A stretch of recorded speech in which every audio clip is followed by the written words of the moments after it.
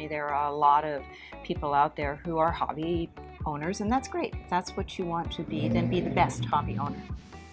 But if you want to grow this business and become successful, what is it going to take you to do that? And at what expense?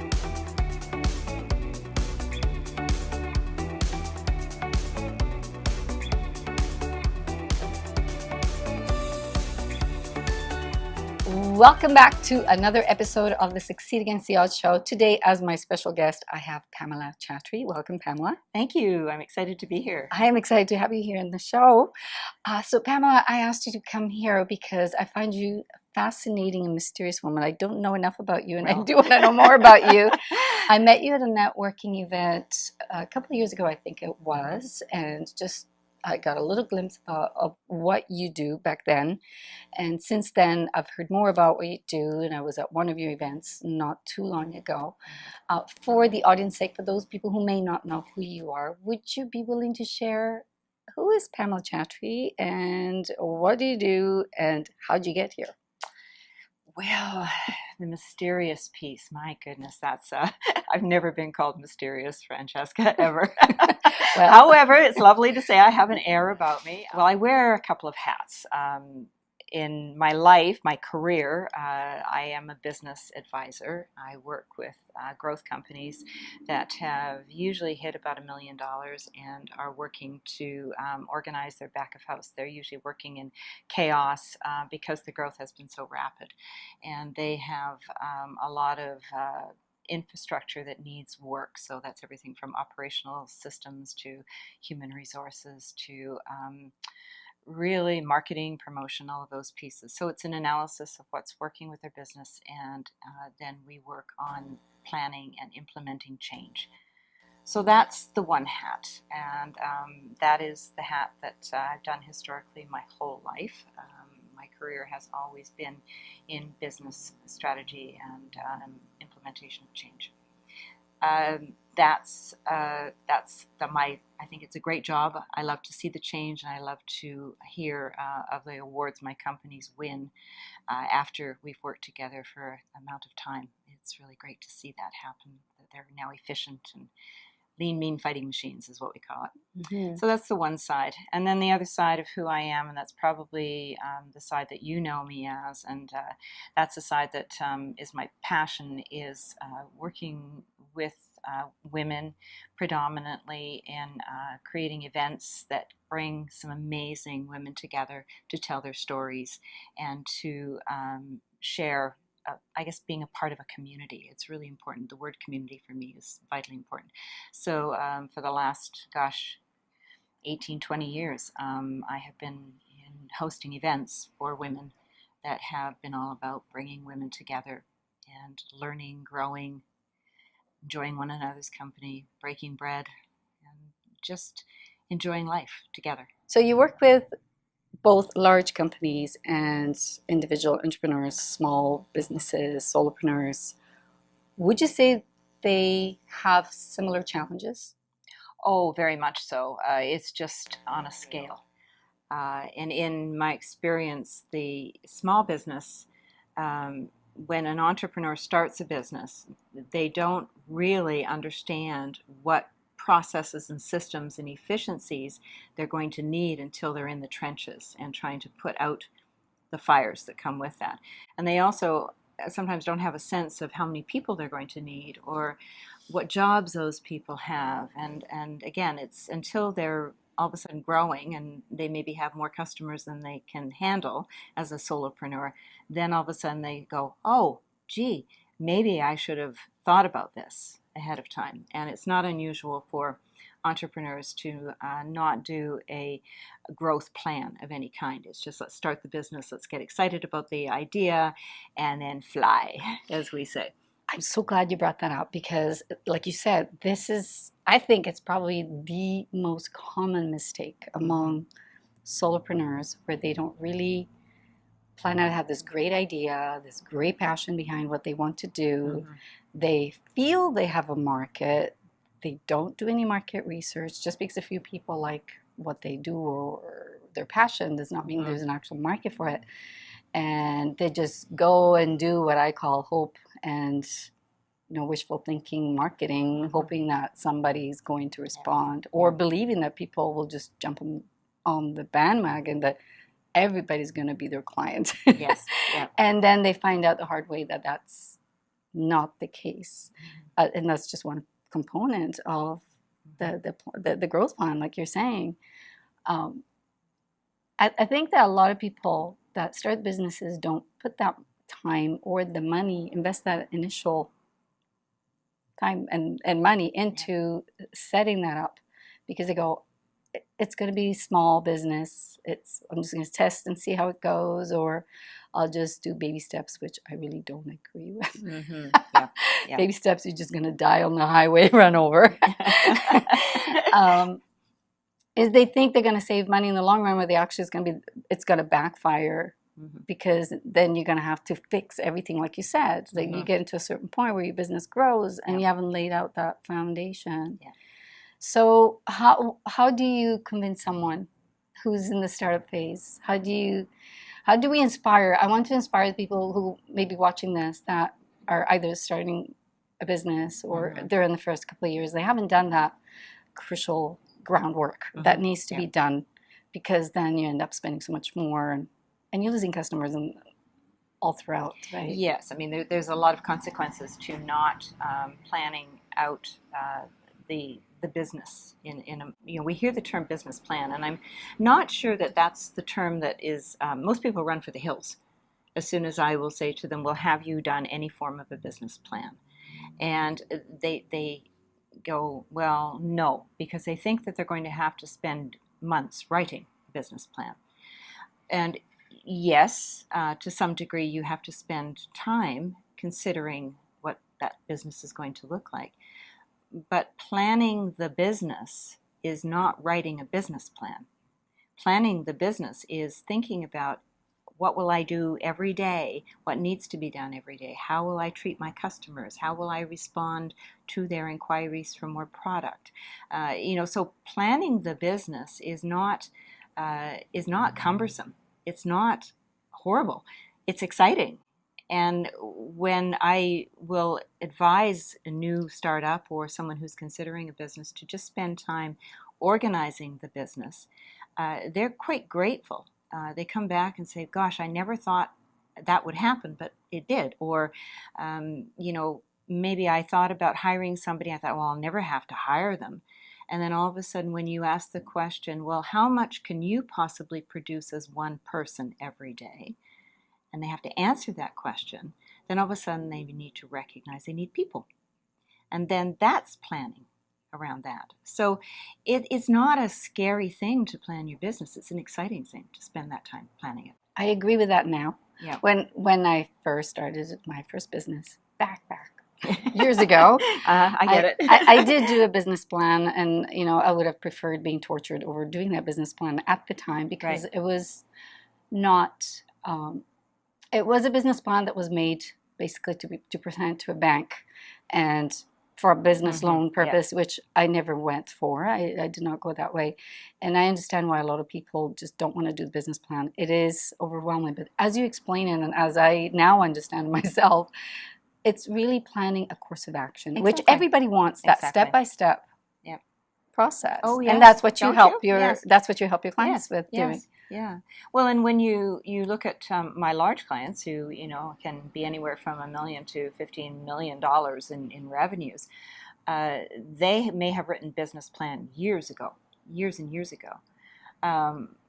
But it's no longer applicable. So, but they haven't done anything other than grow the business. And so they're quite happy to all of a sudden say, gosh, maybe it's time we started looking at this business again, because I'm, as the owner, and this is a direct quote from one of my owners, I work way too hard. I have my hands in too many pies. I've hired a lot of people, and I'm not letting them do their jobs. So they understand the need to go back to basic business planning, to go back to that place of let's look at that business and make it better. And then their revenues and their profits increase accordingly. Isn't that what we all want as entrepreneurs? Exactly. Right? Yeah. You're not in it. Well, if you're in it as a hobby, and certainly there are a lot of people out there who are hobby owners, and that's great. If that's what you want to be, then be the best hobby owner. But if you want to grow this business and become successful, what is it going to take you to do that? And at what expense? What is successful? What is your definition of a successful business? Where the owner actually has the opportunity to take a month off every year, whether that be in weekly increments or 4 weeks at a time, and know that that business is going to operate at least 90% efficiently without them. It's where they have a strong profit. Revenue is one thing, but what does profitability look like? So for me, a successful business is what is on your bottom line. And so a successful business monitors and measures every single solitary action for cost savings and also for ways of putting more money onto the bottom line.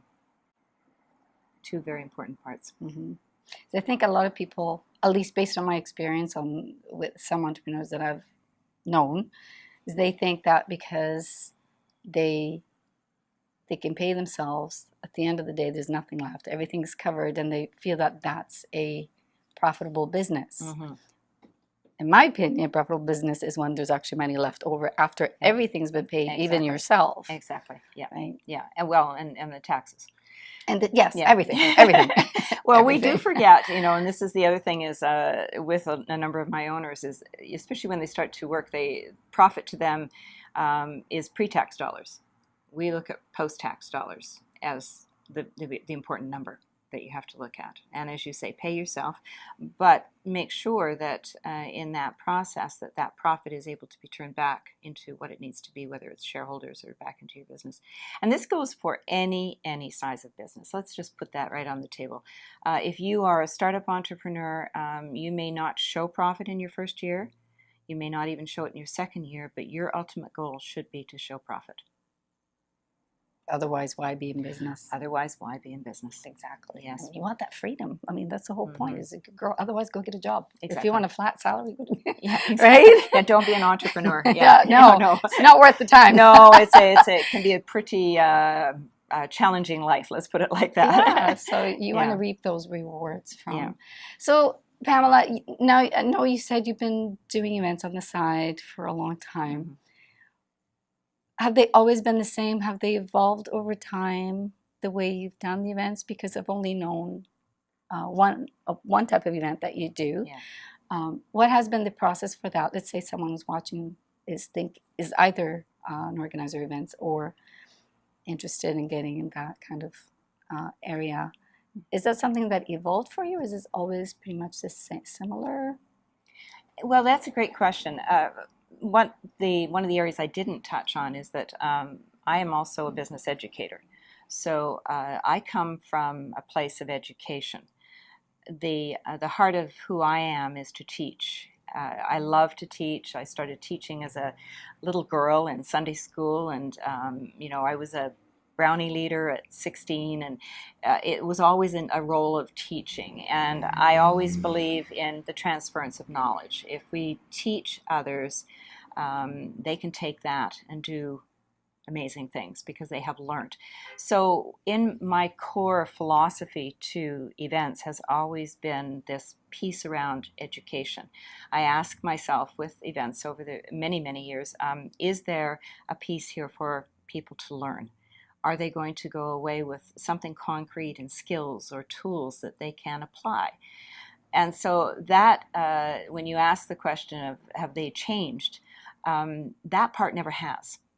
I've always involved myself in the organization of events that have had a learning component to them, whether it be through even just something so small as being an intrinsic piece, about being inspired or motivated, but there's always been a learning.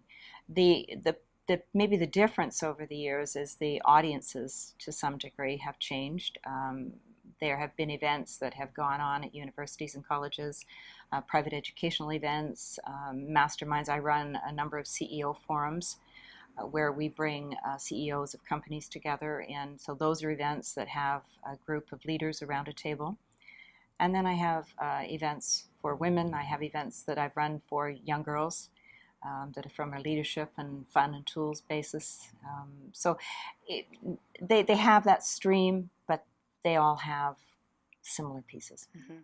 What would you say has been one of your biggest challenges in your own business that you've been able to overcome and now are willing to share with others, something that you learned the hard way and now you share that with others? Is there something in particular that... Oh, I think probably for me the greatest challenge has been around human resources, in hiring, finding, hiring, and keeping good people. Over the years, I have to freely admit my HR structure was loosey-goosey, as they say. It didn't have quite the structure that it needed to have. It didn't have the job descriptions in place, did not have the recruiting processes. How was I going to interview? How many references did I check? You know, all of these good things. And I freely admit that I did not have those pieces in place. And I've learned, and that's part of the work that I do, is we'll work hard on the human resources pieces. So I've learned to put my money where my mouth is and make sure that I have those practices in place in my business.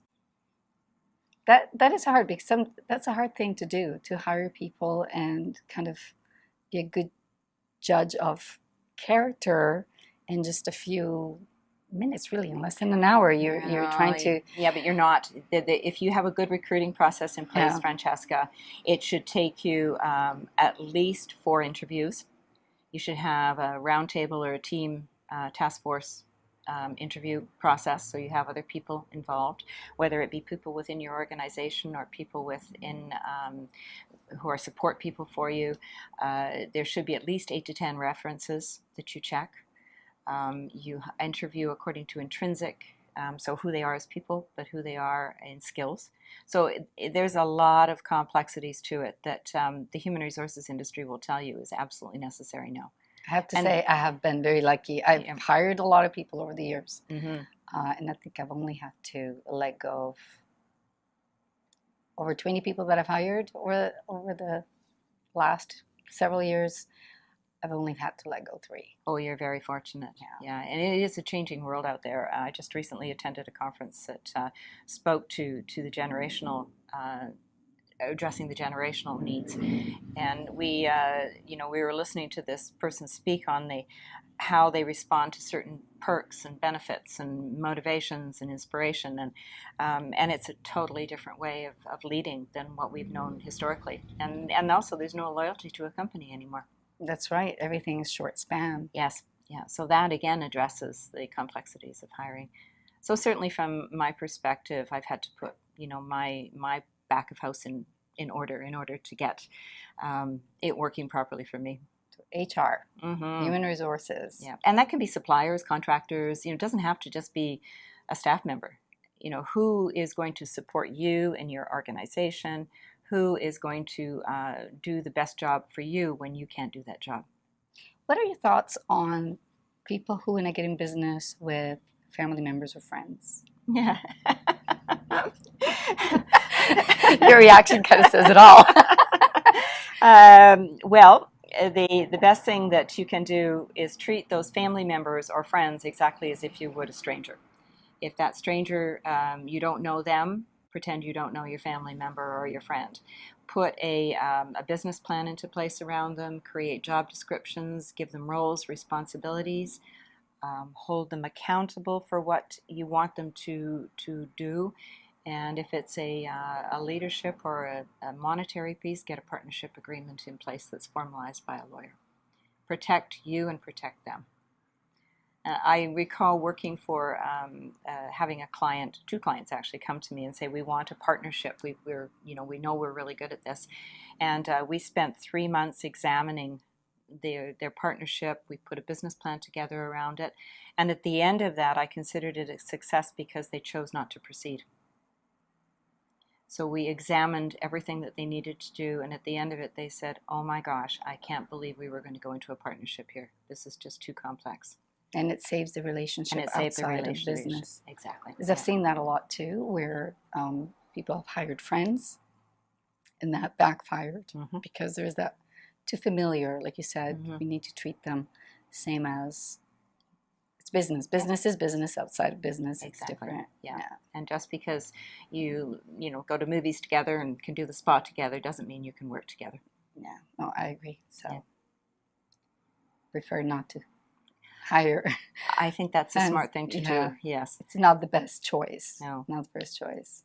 My family Excellent. has a family company that our son works with my husband, and it's been an adjustment, I'm sure, for both. But they've worked through it very, very well, and now they have very particular roles and responsibilities, and they have working from a place of strength. Each of them now does what they're great at, and it's worked really well. But it took some time for that to happen. So it can work. It can work if everybody's willing to do their part and understand that business is one thing, and then outside of that, it doesn't really overlap. It needs to be separated. It does. Well, you need, as you say, you have to treat it like a business and treat it as a human resources need for the company, and put all of the the performance reviews in place, the pay increases in place in a formal manner. Everything needs to be treated just as if you were hiring someone from outside. Awesome. Good advice. wise words. Yes. So now you have an event coming up. I do. Tell us about it. On September the 18th, I'm very excited. The next Women in the Spotlight dinner will be at the Chateau Granville, downtown Vancouver. And we have Lindsay Seeley, who is a very successful author and counselor and coach to preteen girls. And her book is called Growing Strong Girls. And she will be telling her story, because the Woman in the Spotlight is, the tagline for it is, behind every successful woman is a story. And her story is not just about the girls that she works with and teaches, and we all need to be helping young girls to grow into the next generation of leaders, and that's part of her focus. But her own personal story is very, very dynamic, and one of which, as she says, I wish I had me when I was growing up. So I'm very excited to present her to my next community dinner on the 18th of September. Fantastic. So if our audience wants to know how to participate, do they get a hold of you directly? They can go to my website, PamelaChatry.com, and there is an events page on there, and we're just putting all of the information up there for the event as we speak. Actually, it will be up there. Yeah. Check the link. It's below here in the notes. Thank you. Awesome. Awesome. What's in the future for Pamela Chatry?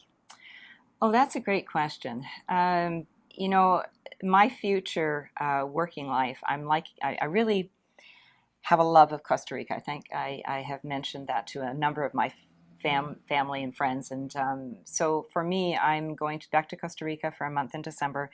And at some point in the near future, I would like to be in Costa Rica for 3 months at a time. And I'm very fortunate that I work with all my clients are on the phone or via Skype. So I work with North American and European clients. I can work anywhere, and thank goodness for the 21st century and technology, because it now gives me the freedom to, with the right phone package, I can continue my work. So goal is 3 months in Costa Rica, probably I think 2019, winter 2019, 2020. Are you planning to do retreats? Well, we do know a certain person who is going to have Check them. out the podcast version of the exactly. show. Yes, I was looking at that. Yeah. It's fabulous. Yeah. Yeah, and so yes, who knows? We could be doing one down there. That would be really great to have a women's retreat, business retreat, and we could do business planning. I can just imagine planning a course of action for a business in Costa Rica. How more inspiring can it be? It would be fabulous. As I always say, I do my best thinking when I'm away. And I do work in the sense that I plan my own business, I plan my own life. I spend time, almost on a retreat mentality at points. And it's not hard to do that when you're taking yourself away from your business. And we see this all the time with the CEO forums that I help to operate. And we take them away from their business twice a year for 3 days, and they are closeted for 3 days with this group. The group has knit. They're very supportive of one another. They share best practices, worst practices, and they get more done in that 3 days than they do when they go back to their places of operation and try and get things done. So Costa Rica would probably do that very well for us. It would get you away, and as we all know, a holiday is good for the brain. Totally. Yeah. Just recharge. Yes. Clean slate. Yeah. I think when you're away, you get that nice clean slate too. Don't you? Yeah. You Yeah. detach from everything, so there's lots of space to think. Yes. The responsibilities of life and home and business just get put on the back burner, and all you're focused on is what is the question of the day. And if you're looking at your business and in coaching, there's a set of questions that are used, and I certainly use those in my practice, in that they ask the question, what's working and why? And then we ask the question, what's the ideal? And then you ask the question, what more needs to be done and by whom? And those, I'm sharing those with you today and your audience, because I think they're very good questions to continuously be looking at your business from, whether you're sitting in Costa Rica or you're in your office. If you're constantly examining the practices of your business and asking what's working, it gives you the opportunity to celebrate, but it also helps you to do more planning and change. Great advice. Mm-hmm. One more question. Mm-hmm. How does one go about, one who's just starting up, let's say, or maybe one who's already been in business for a long time and already has, you know, a profitable business, but hasn't really been surrounded by a support group? Like, you know, that group that you can always go to and say, I need help with. How would you advise someone to go about either creating or finding a group of people that would be supportive? So are you speaking to a mastermind group or a peer group? Any of the above. Because I find that loneliness is one of the things that is also very common among entrepreneurs, whether they have a small business or a large business. Like, I know we have networking events, and but that's more of a larger scale. But talking about on a smaller scale, do you have any advice for that? Yes, I think it's a great suggestion too. I think every business owner should be part of a mastermind, in whatever term you want to call it, or CEO forums as we call it. It's important that you have a group of people who you can be honest with and transparent with. And so there's a couple of criteria. One is that you shouldn't have to organize it. Find a business coach or someone, I'll just say like myself, who could say, look, I want to, be with a group of 10 to 12 peers that I want to, we want to do this mastermind, and have someone outside do the organizing. You should walk in and be a part of that. You need to become part of a group that is promising to be highly confidential. So there's parameters that are set around that group in the beginning, rules and regulations, we'll call it that. And you should not be in competition with one another. There's another key factor. You should be, it doesn't mean you should be in the same industry, or you can be if you're geographically placed in different areas, say Canada, for example. There should be a focus on learning, on reporting, and on action. So again, if it's facilitated every time you meet, that is an important part of it, so that you're all getting something out of that. And then what I always encourage is that you reach out to one another for resources throughout the time you're not together. Yeah. And be prepared to share financials. If that's going to be an important part of the transparency, those financials have to be put on the table and say, hey, I'm not making money, or we didn't make as much as what I'd hoped, and where are your suggestions? Yeah. That's a very good point, because it is one thing, I think, that a lot of people who may not be in a mastermind group or a small group like that, a support group, that there is a confidentiality agreement when you start. So don't be afraid to share your financials if you're... Never. Never. You should be sharing, if you have employees, you should be sharing your financials with your employees too. There are what we call the sharing of numbers is an important part of every business. If the employee is directly responsible for a particular set of revenue numbers, then they should know that number. If their costs are out of control, they should be in control of that number. So numbers don't say that you're a failure or a success. Numbers say that we need to do things differently or better. And if you're in a mastermind group, numbers are vitally important. Like it. I like it a lot. So shall we start a mastermind for you, Francesca? No, it wasn't for me. I was just asking in general. You're definitely a wealth of information. Our audience can tell that already. So your website is pamelachatry.com. So That's all correct. the information is there for everything you do? Yes, that's correct. So Yeah. it's in one place. Yes. I have one very last question. That may take you off guard. What did you want to be when you grew up, when you were a little girl? Oh, that's so easy. I wanted to be a teacher. Really? Yes. So you're living your dream. I'm living my dream, yeah. Gosh, I feel ancient when I say this. The only education that was sort of on the radar was to become a teacher of children. And that was never what I wanted to do. So quite quickly I realized when I got into business very young, I realized that I could become a teacher of employees and I could teach in business. And so I've lived that my whole life, and it still ignites me. If I have the opportunity to teach anything, I just love to be there, and it makes me happy. Love it. Living the dream. There we go. Living Thank the you. dream. Yes. Well, thank you so much for all your insights, your input, your expertise, and giving us tips and information. It's been awesome. Well, I appreciate very, very much being a part of this. Thank you. Check out the event in September. Yes. Do sign up, because I've been to the event, to the previous, well, it was a couple of events ago. It was, yes. And it was awesome. It was very, very well organized. Beautiful crowd. A very high professional level of professional women in the room. Mm-hmm. And there are men who also attend our events because they too can contribute a lot. Does the event have a name? What's the name of the event? They're called Women in the Spotlight. Women in the Spotlight. Yeah. Awesome. Woman or women, depending on whether I have a stage of women or women. Check it out. Check out Pamela. Make sure you follow Pamela. All the notes are in the show notes below. And we shall see you next time. Thank you again for being here and for being so wonderful. And you're not as mysterious as before we started the interview, but I wanted to know more about you because I told you that on the phone when we talked about setting this up, that I wanted to know more about what you were doing, and I think it's fantastic what you're doing. You're living the dream, and you're helping others live theirs as well. So yes, as they say, if you have a successful business in our world, and particularly independent businesses, they are very, very powerful and impactful in our communities, and the money that they contribute back to our local economy is just unbelievable. So yes, start a business and make it successful. So let's change the world one entrepreneur at a time. Exactly. There you go. Yes. So next time. Thank you.